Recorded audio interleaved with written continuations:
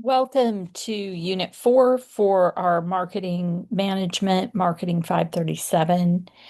This unit is going to really look into branding, brand positioning, and how to build brands. I want to start with the fact that a brand is more than a logo, it's more than the name of a product. Brands are built in the hearts and minds of consumers, typically based on the experiences we as consumers have with the product.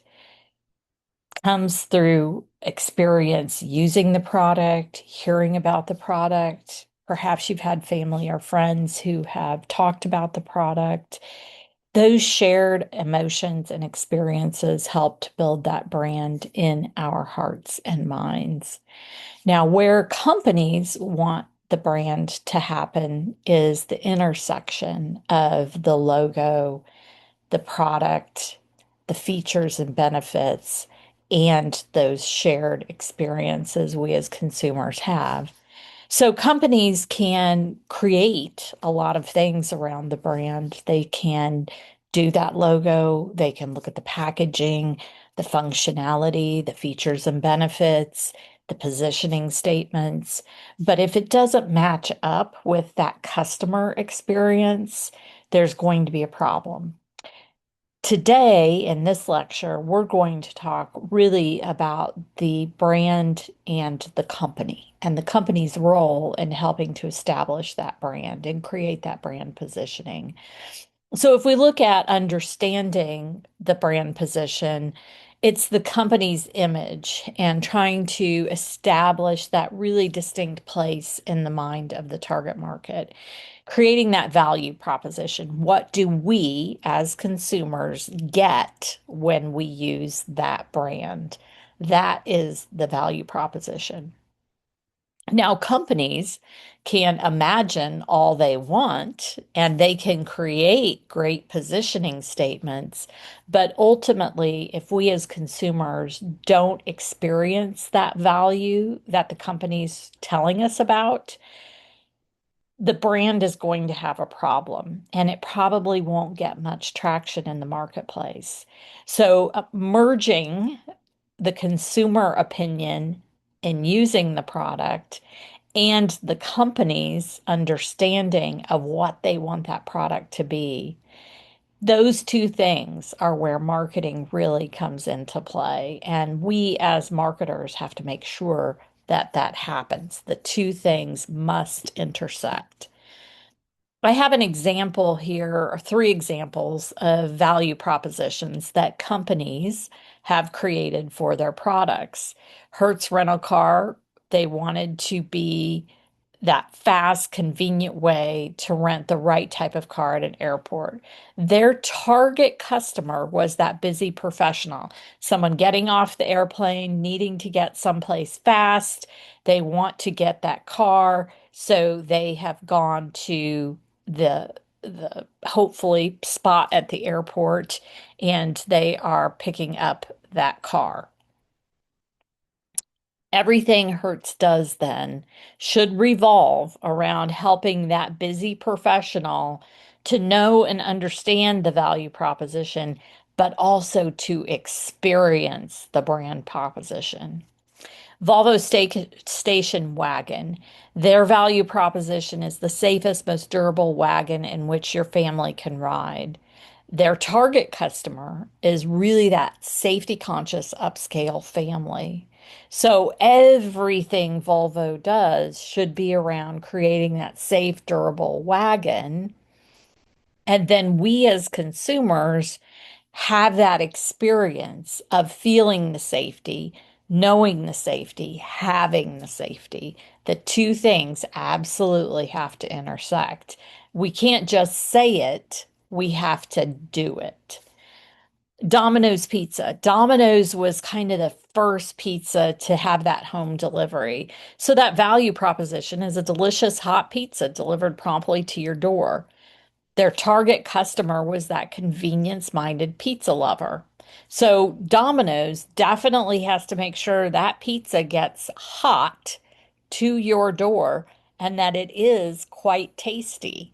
If those two things don't match up, it doesn't help for Domino's to say that they have delicious hot pizza. They have to provide delicious hot pizza. And knowing how consumers want that pizza is critically important.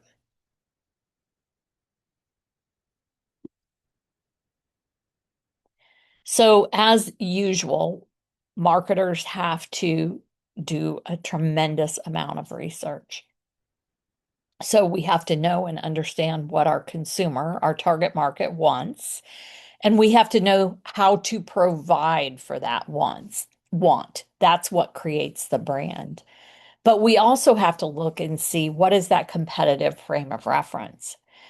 So if I'm a consumer and I'm out there looking for a very safe vehicle for my family, hopefully Volvo is going to come to the top of that list and it will be in what I call the consideration set for the consumer.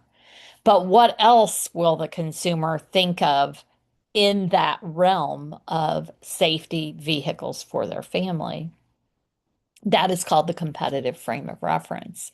So it defines which other brands or brands compete with. And that's where we as a company want to focus our competitive analysis. We have to see where we stack up in that frame of reference that our consumer is considering when they're looking for that safety conscious vehicle or that safety vehicle.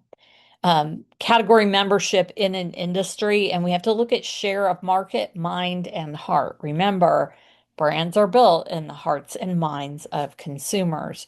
So, what we want to know, let's take that Volvo example. What we want to know when our target market, that upscale family that's looking for a very safe, stylish vehicle, when they're thinking of buying that vehicle, what are the brands that they're considering? Hopefully, number one is Volvo, but what is number two, three, and four? And if Volvo isn't number one, which brands are one, two, three, and four? What comes to mind? What is that competitive frame of reference? And then how does our brand stack up to those brands? Oftentimes, brands want to have a point of difference or a point of parity. How do we differ from the brands in that consumer consideration set? We want to be different based on things that are desirable to the consumer, things that we as a company can absolutely deliver on. We don't want to be out there promoting things that we simply cannot do. And then we want to have it be very different from all the things our competitors are doing. We want consumers to see us as something very different. What's going to set us apart? Those are the things that go into that point of differentiation criteria. When we look at, on the other hand, points of parity, what are the things that are similar within a category? So, what makes us similar in that category of continuing our Volvo example, that safety conscious vehicle? What are the things that are essential in that category where all of the brands have it? It's something that has to be correlational. We can correlate it to every single brand that would fall in that consumer consideration set for safety vehicles. It has to be in that category. It has to be something we can correlate, but it also has to be something we can compete on. Maybe it's those crash test ratings. Maybe it's the wheels that are on the car. Maybe it's the body style or frame. Whatever it is, we have to be able to compete. It has to be something that we can compete in the marketplace based on that. So when we look at specifics and figuring out where we land on points of differentiation and points of parity, we have to look at ourselves based on the things the consumer wants, but also looking at those competing companies in that same market space, that same category. So we look at things where we would then have a competitive advantage. We look at the means of differentiation. How can we make ourselves different? We want to put it on this perceptual map. This is what we call a perceptual map.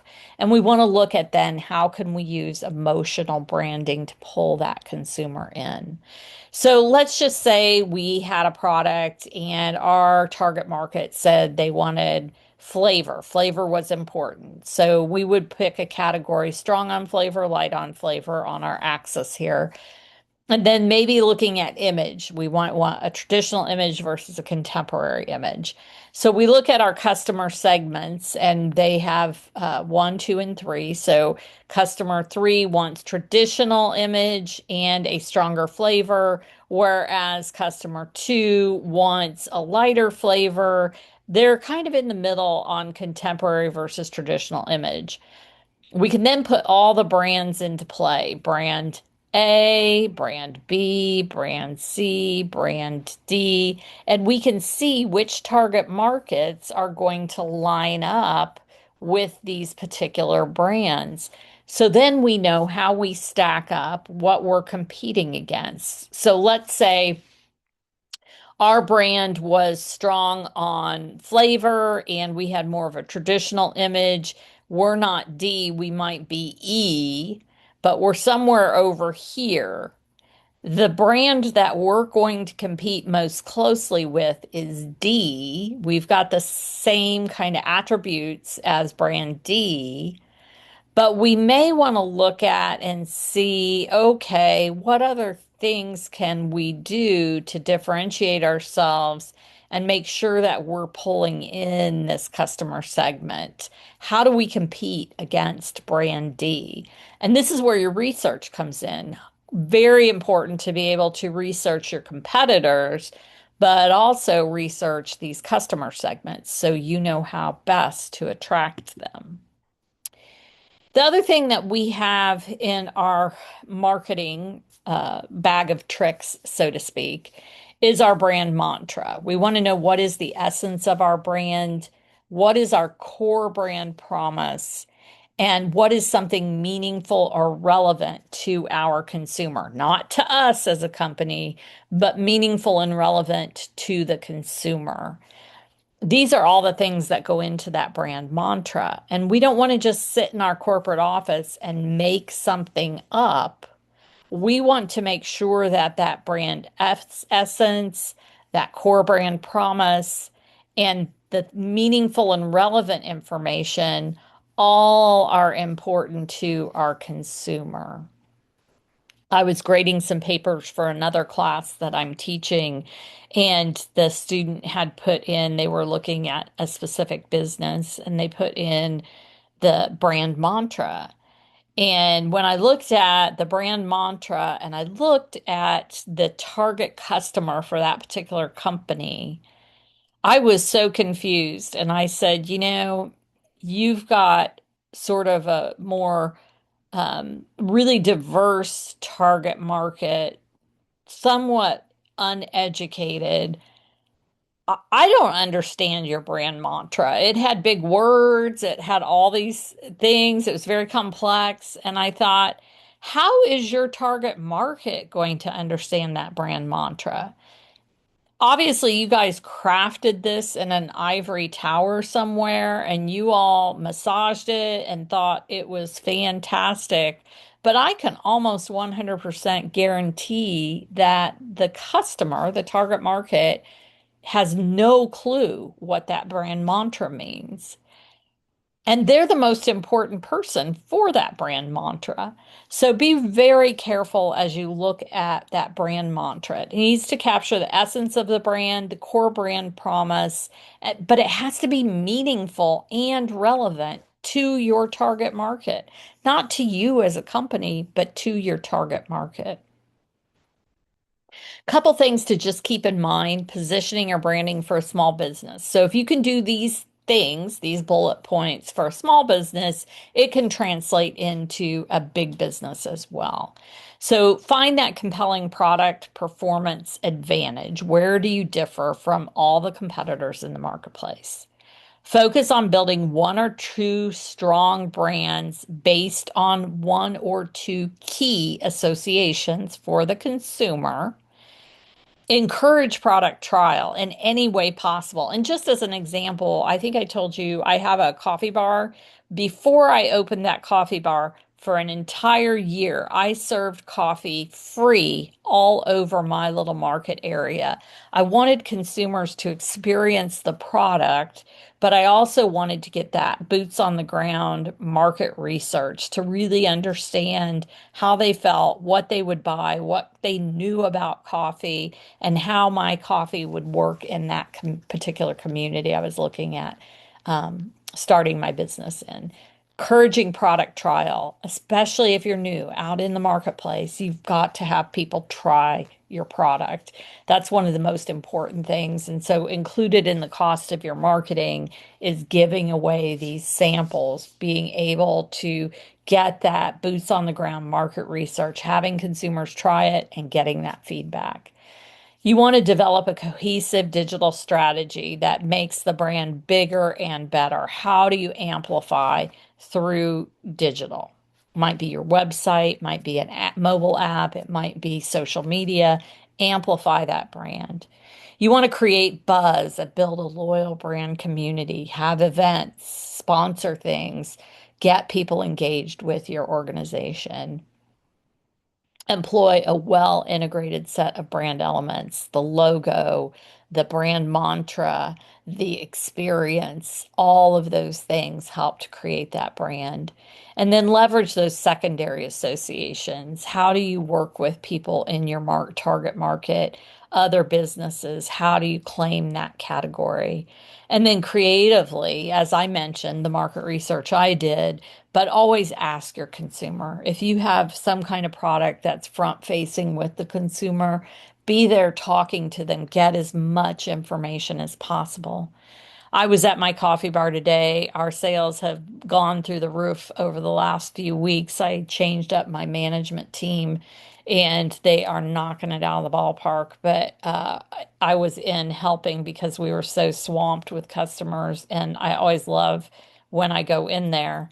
I dread it because I know how much work it is, and I've already got a lot of work going on. But it was so meaningful and beneficial to be there face to face, talking to the customers, seeing what products are selling, hearing their feedback, getting that experiential information from them, creating that market research opportunity. Very, very key. And I'm always thrilled when I do that.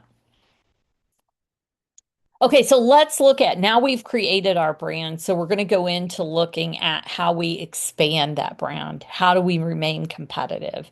So, a couple of things that we can do. If you look over here on the right hand, you're either a market leader, maybe you were the first to the market.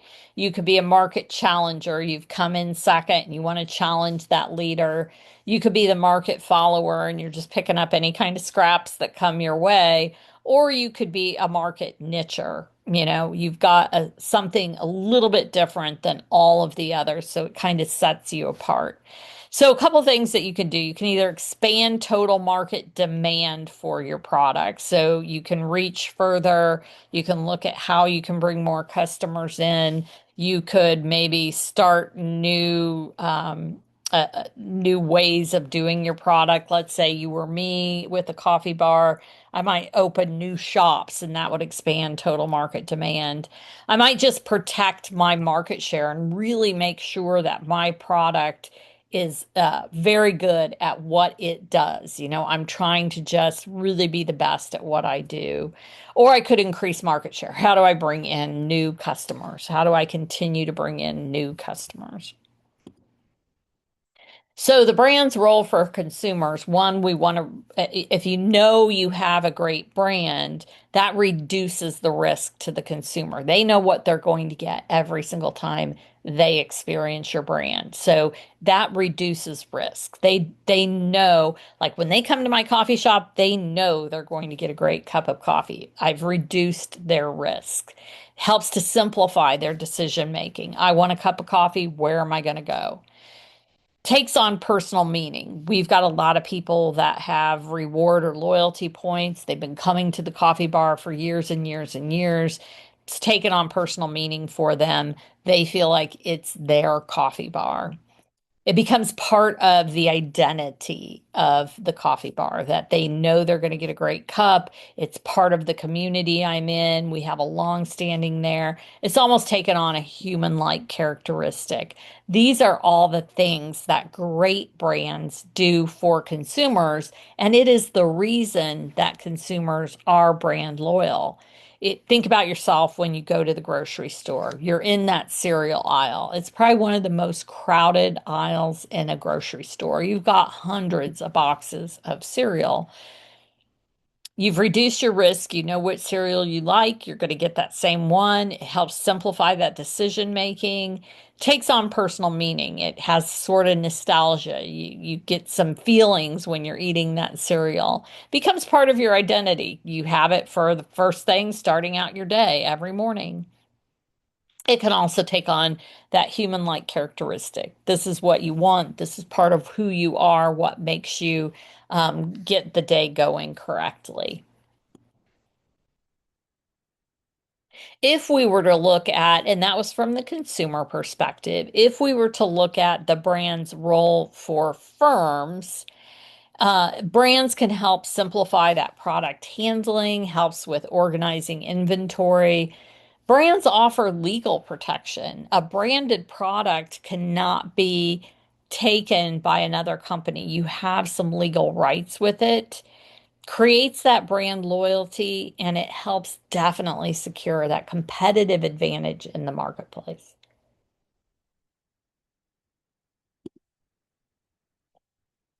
So, what is brand equity? If you look at the top, let's just say top 100 brands in the world, some of them are valued at billions of dollars, and it's not for the plant, it's not for the equipment, it's not for the employees, it's not for the inventory. It's for what that brand stands for in the marketplace with that target consumer. Brand equity adds value. You have improved perceptions of the brand, greater customer loyalty, really a lot less vulnerability to competitive uh, actions from other companies, has greater margins, inelastic response from any kind of price increase. So consumers are typically willing to pay for that product. Great trade cooperation and support. You have increased marketing communications. All kinds of things happen when you have that great brand equity. So, how do you measure that? Well, you can do a brand audit. When consumers are thinking of a product category, what brands come to mind? And then you would look at who those brands are that you might be competing with. So, brand audits are a great thing to do, at least yearly, probably. Um, you can do brand tracking studies and see how your brand stacks up in that category. And then you can do evaluation of the brand, which will can look at all of these things that we talked about here in that brand equity. So that brand valuation will take all of those things into consideration. And typically you'll get a group of your target market together and do that consideration set. Let's just say, when you want to go buy cereal, what are your top five cereals that you're going to be considering? That's going to help to go into that brand valuation, looking at what that consumer perception is and that top of mind consideration set. Let's say we wanted to brand new products. We could do a brand extension. And I used to have an example when I would be in the classroom where I would look at Reese's products, because Reese's started with just the humble peanut butter cup. And now they have all kinds of extensions. So they have the little snack bars. They actually have peanut butter that comes in a jar. They have a lot of things that they have put in that Reese's brand and created those extensions. They may even you may even develop sub brands based on that. Branding new products, you want to really look at what is that parent brand? What does that stand for? And then you may have a master family brand and line extensions. You could have category extensions, you could have brand mix, brand variants, you could do licensed products. There are all kinds of things you could do once you develop a really good brand identity. But your branding decision has to be, do you want to be a house of brands or do you want to be a branded house? So a house of brands may have a lot of different products in it. You look at Mars and they have a lot of different products. You look at Hershey. Took my kids up to Hershey, Pennsylvania, several years ago for vacation. We were on our way, we were driving. We went to a lot of places that summer, but one of them was Hershey. And so when you look at Hershey, they are a house of brands. They have a lot of different products that fall under Hershey. Or you could be a branded house and you have a flagship product, and every product under it then has the name of that flagship product. That is a branded house. So, brand portfolios, we got to look at that. It's a set of all the brands, the brand lines, and in any kind of particular category or market segment. So, when you look at these brand portfolios, you might have flankers that are on either end of the brand. You might have cash cows, things that actually make you money. You might have low end entry level products that will get consumers in, and then hopefully you can appease them with other products in your brand portfolio. And then you may have high end prestige brands. A lot of companies do that stretching, that product stretching, where they'll have that low end product and then they have a high end product and then things kind of in between there. So a lot of times it's looking at how do we attract new consumers? How do we get all ends of that market into our consumer segments? One of the things that brands always want is that customer equity, and it's that sum of lifetime values of all customers. Looks at customer acquisition, retention, and then cross-selling once you get that customer in. So customer equity is really important. If we took my coffee bar as an example, the sum of lifetime values of all customers, it's going to be all the money that I've made. But I look at just particular customers. So I have loyalty points. I also have my data from my point of sale. And I have some customers that come in 2 or 3 times a day. Those customers will spend a great deal of money. I've seen customers spend $8,000 to $10,000 a year on coffee at my coffee bar. Brand that customer equity. Look, I have to look at the cost of acquisition. How do I acquire these new customers?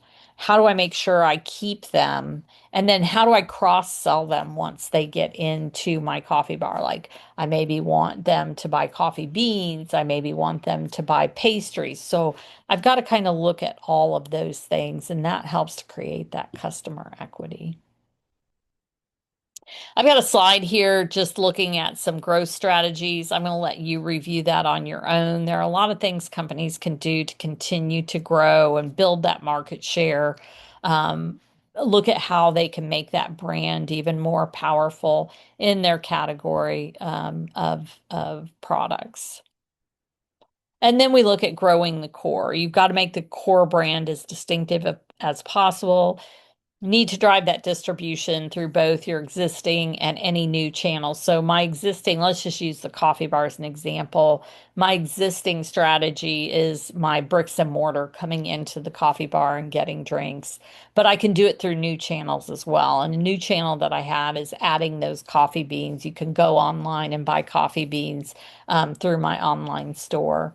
And then we can offer the core product in new formats or versions, and that's what I've done with selling the coffee beans. So you can buy the beans. I had somebody call the other day and say, "What's the biggest bag of beans I can buy?" And I said, "Well, we have a 5 pound bag." And she said, "Oh my gosh, that's a lot." I said, "Well, you can buy 4 ounces, you can buy 8 ounces, you can buy 16 ounces, and then we have our big 5 pound wholesale bags." Oh, she said, "I just want that 16 ounce bag." But you can look at different versions of that product or new formats of getting that product. A lot of information. You've got a lot going on in chapter 7 and 8.